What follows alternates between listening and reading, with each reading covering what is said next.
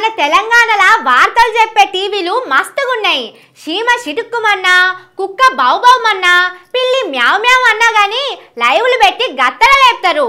Non stop బ్రేకింగ్లు అనుకుంటా వార్తలు వేస్తారు. అసొంటిది పొద్దడి సంధి ఏం సప్పులు లేదు. పానం మంచిగా లేదో లేకపోతే ఇంకేమన్నా అయిందో నాకైతే ఏదో డౌట్ కొడుతున్నది. సడీ సప్పుడు చేస్తలేదంటే ఏదో అయినట్టే ఉన్నది. పిల్లి కళ్ళు మూసుకొని పాలు తాగినట్టే చేస్తున్నారు ఈ టీవీలోళ్ళు.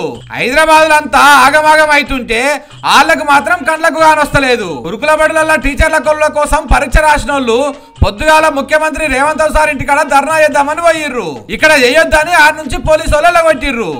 అక్కడికి వెళ్ళి జరంతా ముంగటున్న పెద్దమ్మ గుడి కాడికి పోయి బిచ్చమెత్తుకున్నారు.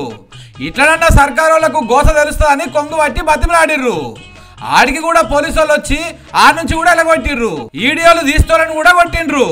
ఇట్లా కాదని చక్కగా గాంధీ భవన్ కు పోయిర్రు. అక్కడనన్నా ఎవరో ఒకరు వాళ్ళ మాట వింటారు అనుకుంటే అది కూడా లేదు.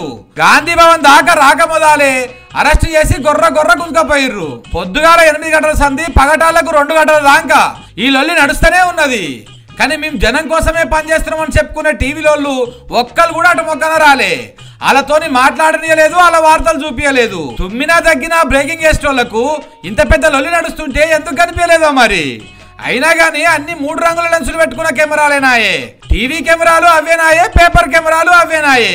అన్నింటికి 3 రంగుల లెన్సులు ఎక్కించినాక ఈ అన్ని ఎట్లా కల్పిస్తాయని ధర్నా చేసేటోళ్ళు మాట్లాడుకుంటున్నారు. ఇక ఆ 3 రంగుల లెన్సులనా వీకుర్రి, లేకపోతే మేము జనాల కోసము కొలువులు లేనోళ్ళ కోసం పనిచేస్తున్నాం అనే మాట చెప్పుకున్నా పనిచేయరని సలహాలు ఇస్తున్నారు.